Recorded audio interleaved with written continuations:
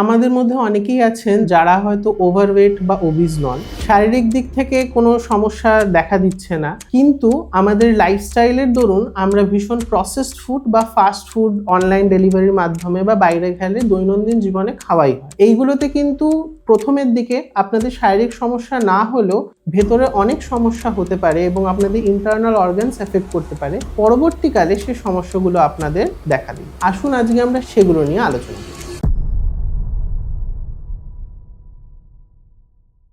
নমস্কার, I am Dr. Dipoman Ghosh, General Physician attached to Nephrocare India Limited, তপনসেনা memorial hospital, Tollygunge.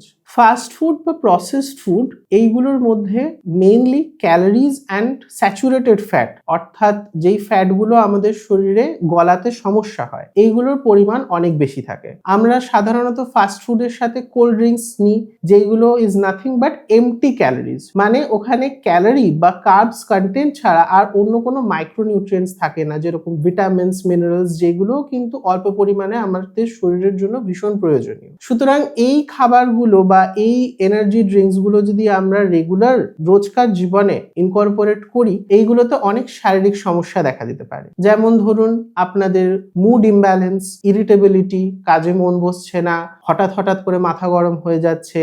অনেকের ক্ষেত্রে হয় ইমোশনাল স্ট্রেস ওভারকাম করার জন্য তারা ফাস্ট ফুড বা ওভার ইটিং করছেন। অনেকের ক্ষেত্রে আন্ডারলাইং একটি ইনটলারেন্স, ইনসুলিন ইনটলারেন্স ডেভেলপ করতে পারে। যেরকম ধরুন, আপনাদের যদি সুগার চেক করা হয়, সেখানে আপনার fasting blood glucose within limit আপনাদের থাকে না, বর্ডার লাইন হয়ে যায়। তো এইগুলো সবই কিন্তু আমাদের ইম্পেন্ডিং কার্ডিওভাস্কুলার বা ডায়াবেটিক রোগ, এইগুলোর কিন্তু ডেঞ্জার সাইন। অনেকের ক্ষেত্রে ইয়াং এজে এখন দেখা দিচ্ছে যে প্রেশার বর্ডার লাইনের থেকে অ্যাবাভ বা একটা ক্রনিক হাইপারটেনশন দেখতে পাচ্ছি। এক্সট্রিম হাইপারটেনসিভ এমার্জেন্সির দিকে যাচ্ছে না, কিন্তু পেশেন্ট কিন্তু একটা শারীরিক সমস্যা বোধ করছে, হাঁপানির সমস্যা হচ্ছে, শরীরে ঘাম দিচ্ছে বাইরের টেম্পারেচার বেশি না থাকা সত্ত্বেও।